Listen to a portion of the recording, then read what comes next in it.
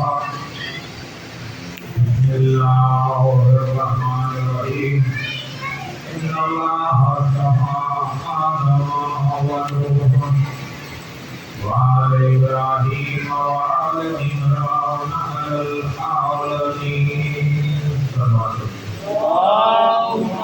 صل على محمد وعلى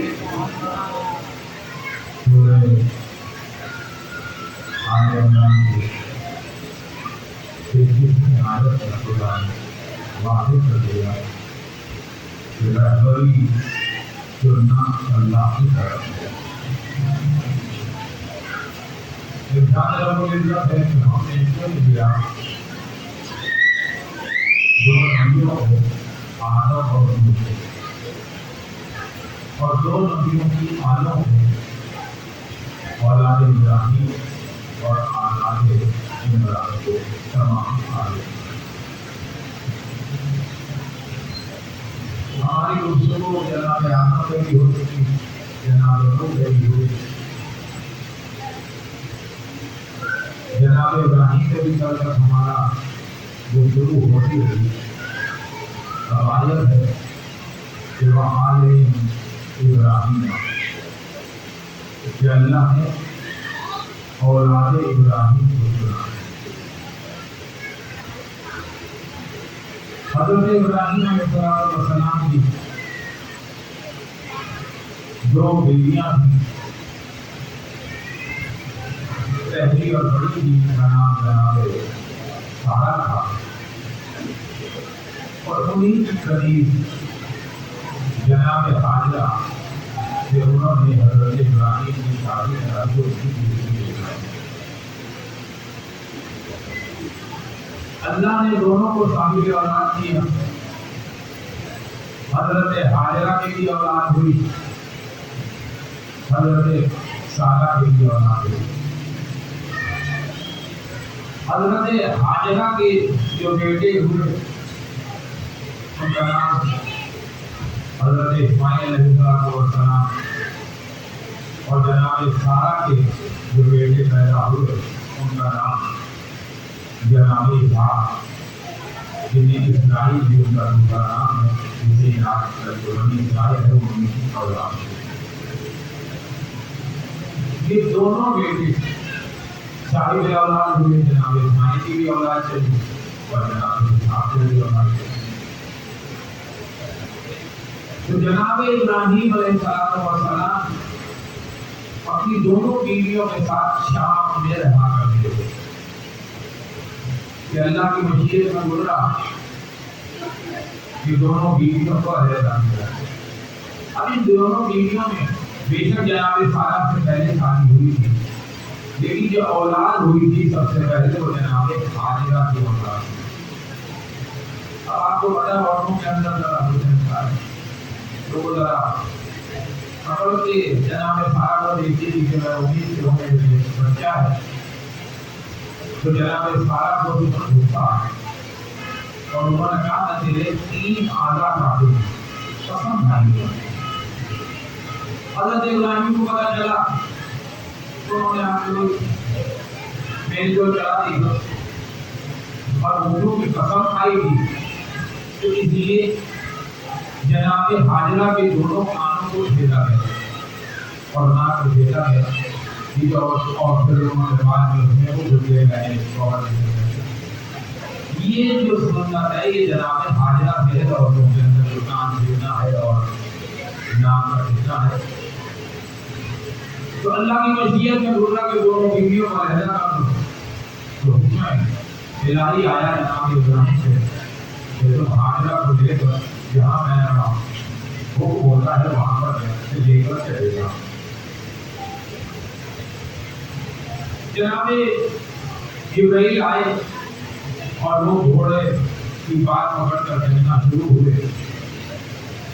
جناب حاجرہ کی گود میں جناب اسماعیل علیہ السلام اور یہ چھوٹا سا قافلہ چلتا رہا۔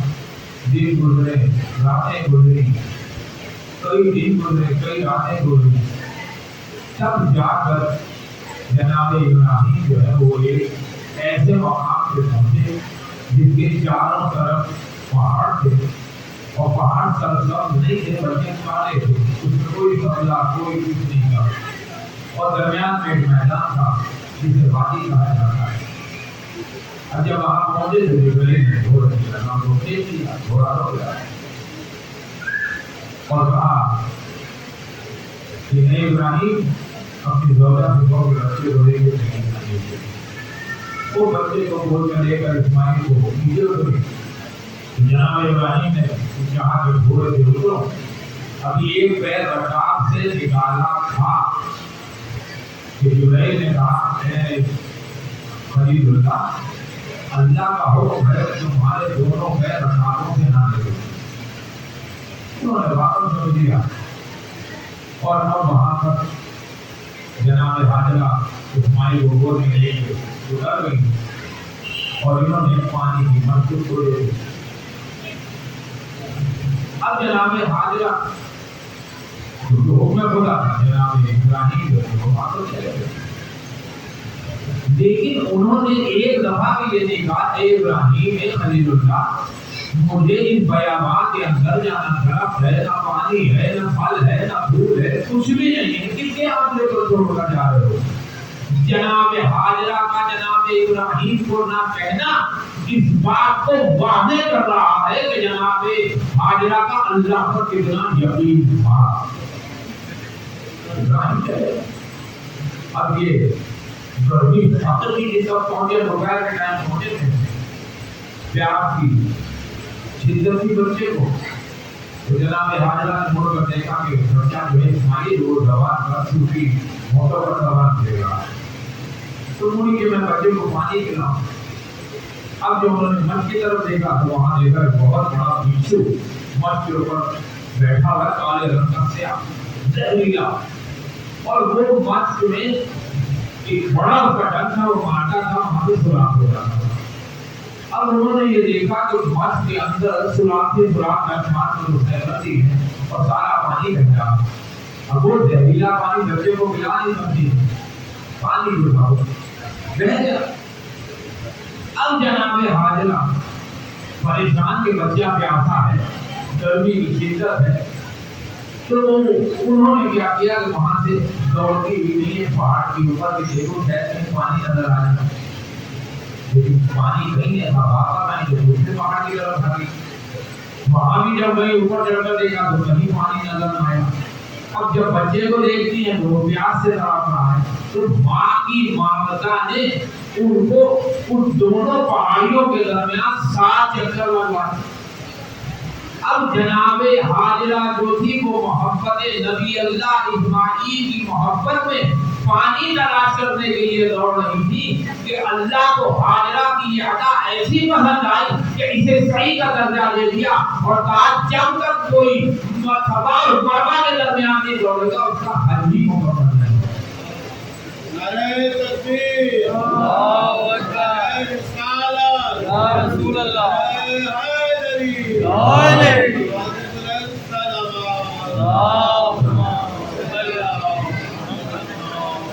ہم جناب حاجرہ پریشان ہیں کہ محبتیں لیکن کتنا ہے کہ بوڑھا ہو، گھٹنوں میں درد ہو، چل نہ سکتا ہو، لیکن اگر حج کرنے جائے گا تو اسے صفا و مروہ کے درمیان دوڑنا ہوگا، اگر نہیں دوڑے گا تو حج ہی نہیں ہے، یعنی دوڑنے کو واجب قرار دے دیا۔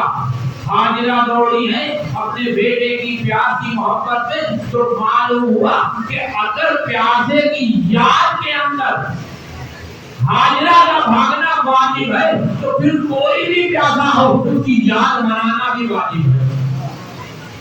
تو جناب حاجرہ نے جب آئی اور پانی نہ ملا تو پریشان ہو گئی، کیا کرے؟ اپنے بچے کو دیکھا تو دیکھا نبے مات کرے کہ تھوڑی دیر میں آنے والا ہے، تو جناب حاجرہ نے دیکھا نہیں گیا، پیر موڑ کر بچے کی طرف سے جناب اسماعیل کی طرف سے کھڑی ہو گئی کہ ابھی تھوڑی دیر میں اس کی روح برباد کر جائے گی۔ کافی دیر کھڑی رہی، جب انہوں نے محسوس کیا کہ اب بچہ جو ہے وہ دنیا سے جا چکا ہے تو وہ اب جب مڑی تو پریشان ہو گئی، دیکھا کہ اسماعیل زندہ ہے، ٹانگیں چلا رہے اور ان کے پیروں سے جو ہے وہ پانی کا چشمہ ہوا لگا۔ جلدی سے انہوں نے پانی لیا اور اسماعیل کو پلایا، جو آب حیات کا نام دیا، کہ وہ ایک دم تر و تازہ اور توانا ہو گیا۔ اب خود بھی دوڑی تھی، گرمی کے اندر، دھوپ کے اندر پیاس تھی، تو پھر پانی پیا اور پانی پینے کے بعد دیکھا کہ پانی جو بہ رہا ہے، تو انہوں نے مٹی کی ڈھیری بنا کر مدد کہتے ہیں، اردو میں جو چوپڑ بھی کہتے ہیں۔ اب جو بھی ہے انہوں نے ڈھیری بنائی اور کہا زمزم رک جا رک جا، اسی سے نام پڑا آب زمزم۔ اب انہوں نے روکا، اب وہاں پہ جب پانی دھوپ کی چمک میں پانی کی چمک آسمان پہ گئی تو پرندوں نے دیکھا جو اوپر اڑ رہے تھے، انہوں نے جو دیکھا وہ آئے، انہوں نے آ کر وہاں ڈیر پر بیٹھ کر پانی پیا اور پانی پینے کے بعد وہ پھر اڑے اور اسی کے پھر چکر لگاتے رہے۔ اب یہ چکر لگا رہے تھے، وہاں پر ایک قافلہ تھا جو قبیلہ یرہم کا تھا، وہ پیاس سے پریشان تھا، پوری قبیلہ جو فوج کا قبیلہ چل رہا تھا وہ بہت پیاسے تھے، جانور ان کے پیاسے تھے۔ اب ان کا جو سردار تھا جو جرہم جس کا نام تھا، اس نے آسمان اور پرندوں کو دیکھا کہ اڑ رہے ہیں، چکر لگا رہے ہیں، کبھی نیچے آ رہے ہیں کبھی اوپر جا رہے ہیں، تو سردار کا اس نے سمجھ گیا کہ ہاں کوئی نہ کوئی پانی کا ہے۔ وہ چلا ان پرندوں کی دیکھتے ہوئے چلا، جب وہ وہاں پہنچا تو اس نے دیکھا کہ کوئی عورت بیٹھی اور اس کی گود میں بچہ ہے اور اس کے آگے پانی ہے جس کو اس نے مٹی کے ساتھ گھیرا ہوا ہے۔ اب سردار تھا، چلے کوئی بھی ہوگا پیاسا ہو تو کون پوچھتا فٹافٹ پانی پیتا، لیکن نہیں، وہ گیا اور اس نے حاجرہ کو جا کر سلام کیا۔ حاجرہ نے اس کے سلام کا جواب دیا، اس نے کہا ہم بہت پیاسے ہیں، میرا پورا قافلہ جو ہے وہ پیاسا ہے، تو کیا ہمیں اجازت ہے کہ ہم پانی پیئیں؟ تمام فوج نے، وہ تمام قافلے نے دل بھر کے پانی پیا۔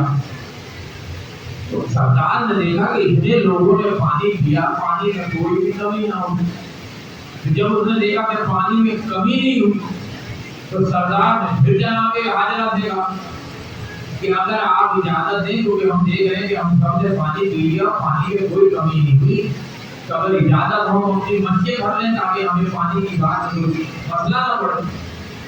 انہوں نے کہا بھر لو۔ اب انہوں نے پانی کو بھر دیا، ساری مچھلی بھر لی، جتنے برتن تھے انہوں نے بھر دی۔ اب جب بھر لیا اور پانی پھر کم نہ ہوا تو پھر سردار نے کہا کہ اتنا پانی ہم نے اکٹھا کر لیا، ہم سب نے پی لیا، پانی میں قطرہ برابر کی کمی نہیں ہوئی، تو ہمارے جانور بھی پیاسے ہیں کئی دنوں کی، اگر اجازت دے تو ہم نے بھی پانی پلا لیں، پی لو، پلا دو پانی۔ تمام جانوروں نے دل بھر کے پانی پیا، لیکن پانی میں کمی نہ آئی۔ بھائی یہ پانی تو وہ ہے جس جو ملا ہے اسماعیل کی جان کے بدلے، تو اور سخاوت کی ہے کہ مچھلی بھی بھر لو، پورا قافلہ بھی پانی پی لے، جانور بھی پی لے، تو جو اتنی سخاوت کرے بتائیے اس کی نسل کے اندر ساقی کوثر ہوگا کہ نہیں ہوگا؟ نعرہ حیدری، ساقی کوثر اسی کی اولاد میں ہے۔ اور دیکھیے کہ یہ ساقی کوثر جو ساری دنیا کو پانی پلا رہا ہے، دنیا میں بھی اور آخرت میں بھی مومنوں کو حوض کوثر میں کھڑا ہو کر ان کے لیے مشہور ہے کہ ایک دفعہ جبرائیل نے کہا خدا کی بارگاہ میں کہ یہ میں دیکھنا چاہتا ہوں کہ یہ جو دریا فرات ہے یہ کہاں سے آ رہا ہے، نقطہ کہاں پر ہے، کدھر سے آ رہا ہے؟ تو بات فرات کے ساتھ آ جاتے ہیں، جبرائیل سفر شروع کر دیا۔ اب جب سفر شروع کیا تو چلتے چلتے دیکھا تو یہ کوئی دیوار آ گئی اور اس کے اندر سے یہ پانی آ رہا ہے، اور نہریں بھی ایک نہیں چار ہیں جو آج میں بعد میں ایک ہو گیا، وہ فرات بن گیا۔ اس نے کہا یہ تو ہم نے دیکھ لیا کہ یا اللہ پانی یہاں سے آ رہا ہے، لیکن یہ نہیں دیکھ سکا کہ یہ پانی کا منبع کہاں پر ہے، تو حکم ہوا کہ داخل ہو جاؤ۔ اب وہ جب جبرائیل داخل ہوئے تو انہوں نے دیکھا کہ بہت بڑا خوبصورت باغ ہے، بہت پھول پھل لگے ہوئے ہیں، نہریں بہ رہی ہیں، شہد کی نہریں ہیں، دودھ کی نہریں بہ رہی ہیں، لیکن یہ چار نہریں ایک ایسے گھر سے آ رہی ہیں جو سفید رنگ کا ہے، محل ہے۔ کہا یا اللہ یہاں تک تو دیکھ لیا لیکن اندر سے پانی آ رہا ہے، داخل ہو جا۔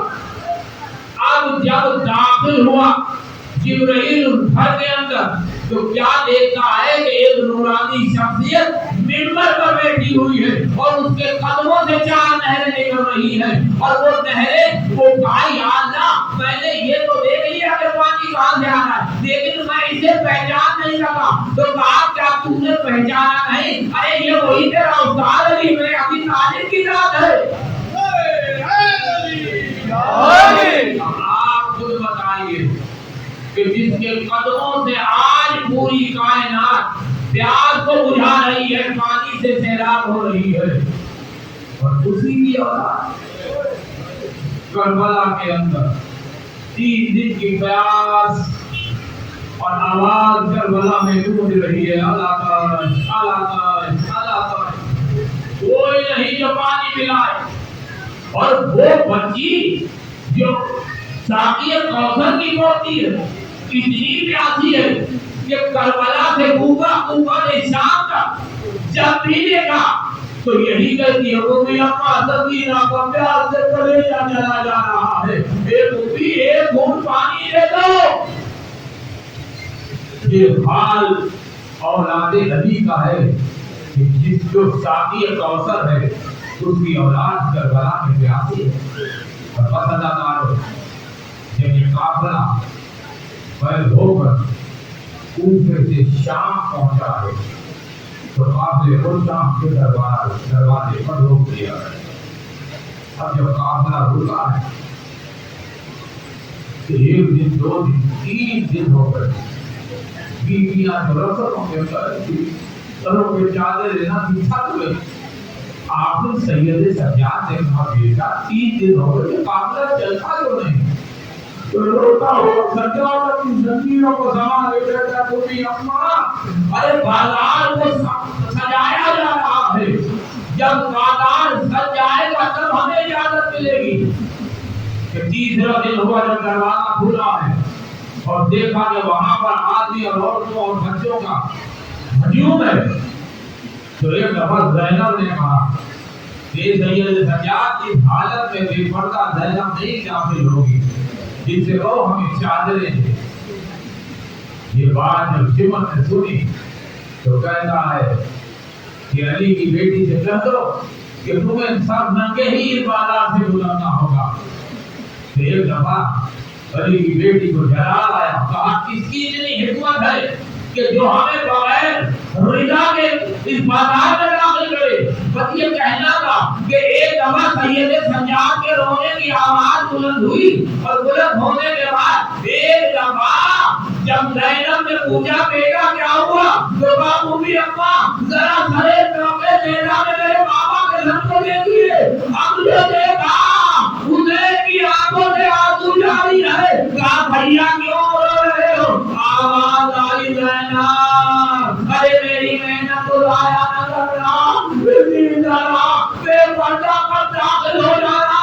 زینب کا قافلہ چلا، آگے آگے علیحدے ہیں جن پہ سر ہے، پیچھے پیچھے ان کے ہونٹ ہے جن پر بے کجاوا ہونٹ ہے، جن پر رسول کی بیٹیوں کے ہاتھ اٹھے ہوئے ہیں اور آگے آگے چل رہی ہے۔ لیکن ایک گھوڑا ہے جن کے اوپر سید سجاد زنجیروں کے ساتھ بیٹھے ہوئے ہیں اور اس گھوڑے کے گردن میں ایک سر ہے جو کبھی دائیں ہوتا ہے کبھی بائیں ہوتا ہے۔ کسی نے پوچھا سید سجاد سے ایک بیٹے حسین کے یہ تو بتاؤ سب کے سروں کے نظام ہے یہ کس کا سر ہے؟ تو روتا ہوا سجاد کہتا ہے ارے یہ میرے چچا عباس کا سر ہے جو نوکے نظام نہیں قرار پاتا کیونکہ میری پھوپھیوں کی سر ننگے ہیں۔ घर में रिहाई नहीं है। ये काफिला चलता हुआ काबे 7 पे पहुंचा। यहाँ पर अली की बेटी ने 17 आज़ानें सुनी है। 17 आज़ानों का मतलब है कि 3:30 दिन यहाँ पर खड़ा रहा। क्यों कि दरबारे यजीद को सजाया जा रहा था। 700 कुर्सी नशीन बैठे हुए थे कि एक दफा हुक्म हुआ कि इस काफिले को लेकर चलो, अरे दरबार में लेकर आओ। ये काफिला जब यजीद के दरबार में पहुंचा तो एक दफा ज़ैनब खड़ी हो गई। ज़ैनब खड़ी हो गई तो जाने का अंदर दाखिल हो जा, पर ये हमारी तकरीबन आखिरी मंजिल है। कहा नहीं बेटा, तेरे दादा ने मुझसे वादा किया था, ज़ैनब जो तुम दरबार में दाखिल होगी तो मैं वहां पर आऊंगा तो रोजे हुए जाने मांगूंगी। अम्मा, अरे मेरे मामा कैसे आएंगे? आपके घर में तो चादर भी नहीं है। अरे ज़ैनब दाखिल हुई, एक रस्सी से सबके गले बंधे हुए थे, जाकर खड़े हो गए। यजीद शैतान खेल रहा था। खेलते खेलते एक दफा उसने देखा तो देखा कि कुछ कैदी है औरतें जिनके लिबास गले हुए हैं, जिनके बालों में मिट्टी पड़ी हुई है, उनके बाल चेहरों के ऊपर पड़े हैं। तो शिवर की तरफ मुड़ के कहता है कि तू तो कहता था कि मैं रसूल की बेटियों को पैसा ले लाया हूँ। अरे बताइए कौन सी कमीज है तो पैसा अरे करबला से घूमा और घूमा से जाम था। अरे गर्मी और सर्द ने इनका ये हाल कर दिया है कि इतने में उसकी नजर एक छोटी सी बच्ची पर पड़ी जो 4 साल की थी, जिसने एक हाथ चेहरे में रखा हुआ था, दूसरा हाथ गले में रखा हुआ था। शिवर पूछता है कि तूने ये चेहरे पर हाथ क्यों रखा है और गले पर हाथ? तो यजीद ने देखा कि बच्ची ने कुछ बोलना चाहा लेकिन आवाज ना आई। कहता है लगता है तुमने इसके गले की रस्सी को ज्यादा थकवाना है। अरे इसकी रस्सी को ढीला कर, मैंने इसे कलाम करना है। उसने रस्सी को ढीला किया।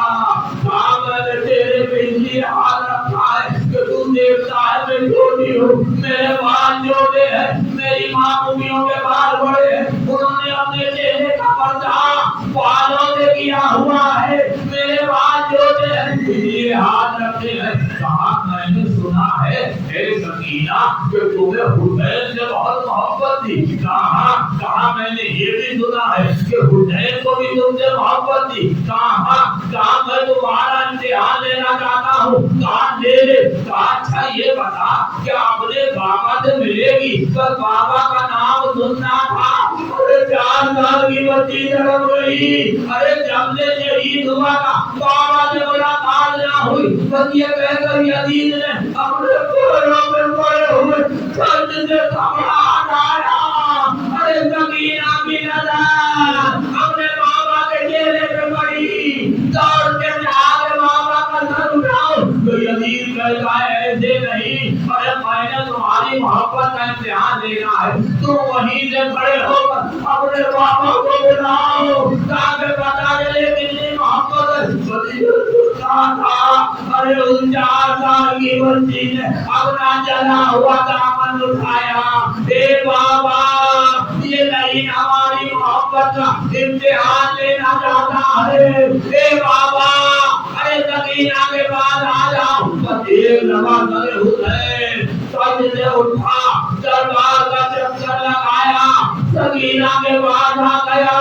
भाई क्या बता गया कि यही बच्ची कभी हुसैन के सीने में हुआ करती थी और आज हुसैन का सकीना के सीने में। और आप जानते हैं कि जब बेटी काफी देर के बाद अपने बाप से मिलती है तो शिकायतें करती है अपने रुखसार को हुसैन के रुखसार में रखकर कहा ए बाबा तेरे कत्ल होने के बाद सकीना के मुंह में तमाचे मारे गए, मेरे कानों से तो सीने गए। हे बाबा मुझे बालों से पकड़ कर घसीटा गया। हे बाबा मेरे पुंड पर इतने ताली आने वाले हैं, जरा आंखें खोल कर देखो मेरी पुंड इतनी लंबी है। हे बाबा तुमने आंखें बंद की है, तुम्हारे बदल के बाद हमारे खेमे लुट गए, हमारे खेमे जल गए।